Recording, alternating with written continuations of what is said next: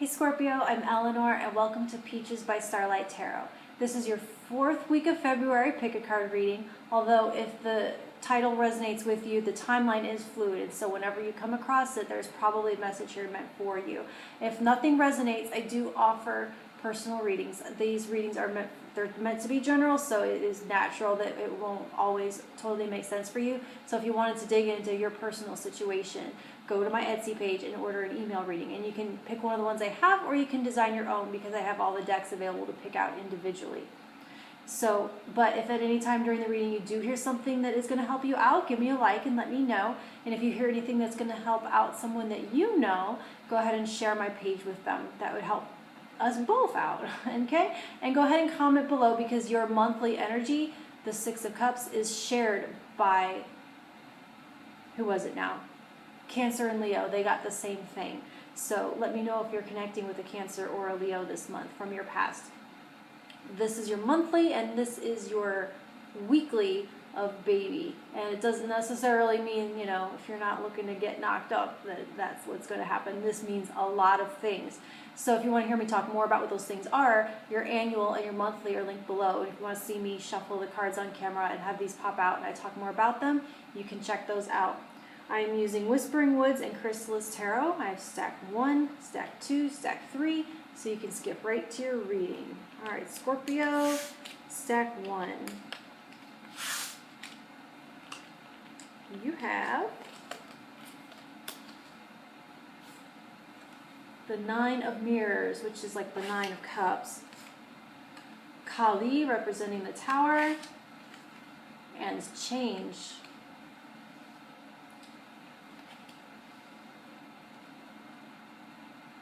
So the 9 of Mirrors in this deck, it's always known as the wish card, but in this deck in particular, it is an invitation to make a wish.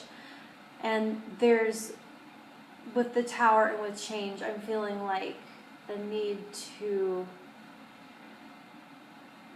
be willing to let go of the mindset that is going to keep your wish from coming true. That you have a wish and you do have something that you want, and that you are kind of locked up in this tower of expectation and in this tower of having to have it a certain way, and there's a security. It's like it won't fit your need if it doesn't look a certain way.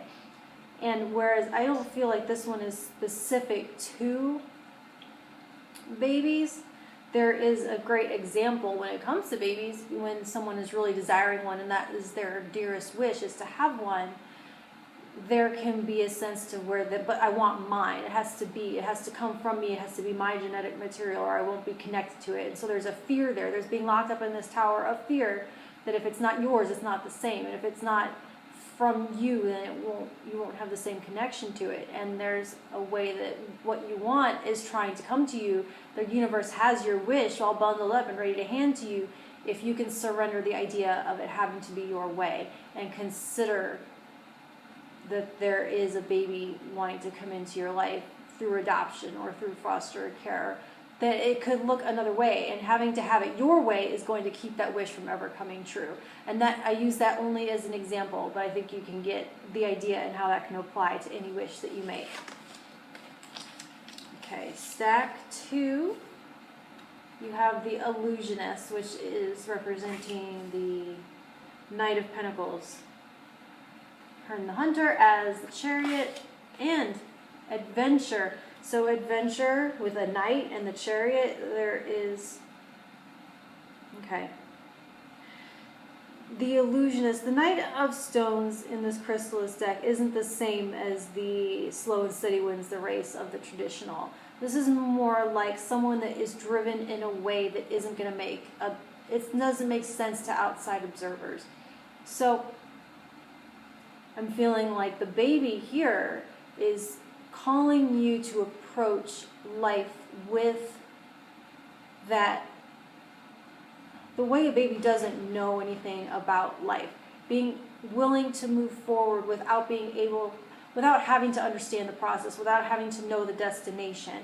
It's like success. The Chariot, it does talk about success and forward motion. So if you can define success as an adventure, as a ride to enjoy, then that is guaranteed to happen when you can move forward and starting a journey without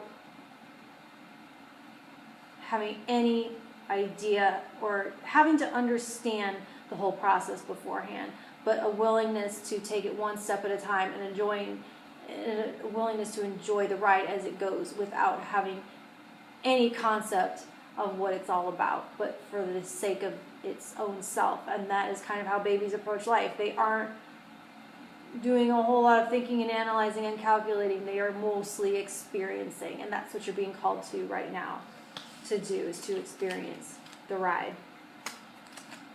All right, stack 3, Bella Rosa, the devil, 5 of stones, 5 of pentacles, essentially, and learn. Take a lesson from the owls. Deeply observe the night, and you'll become a little wiser in the day, it says. So in this sense, in this reading, the baby feels like you. I'm feeling there's something that you've been taught since birth about how to show up, about how to behave, about how to present, so that you can be included and accepted and not left out, not banished, not excluded from the fold. And so there's I want to call it like a learned conformity, something that has been with you since there's like as though you didn't have any kind of choice in it. Like this has been something that you have been raised with since birth, since infancy.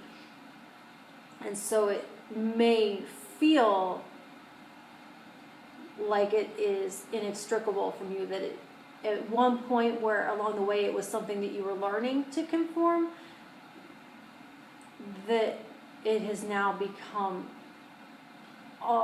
not authentic, but so much a part of you that you haven't questioned whether or not it's authentic. And so now there is an invitation here to learn a different way. And of course you can't go back, and no one else can teach it to you. But in this sense, now you have to re-parent yourself, have to undo.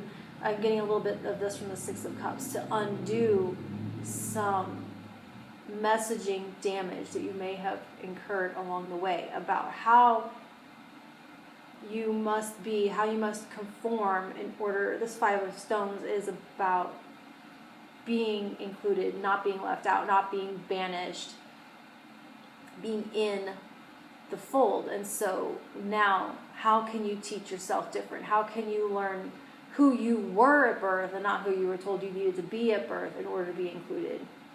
Okay? All right, I'll talk to you in a week. Thank you.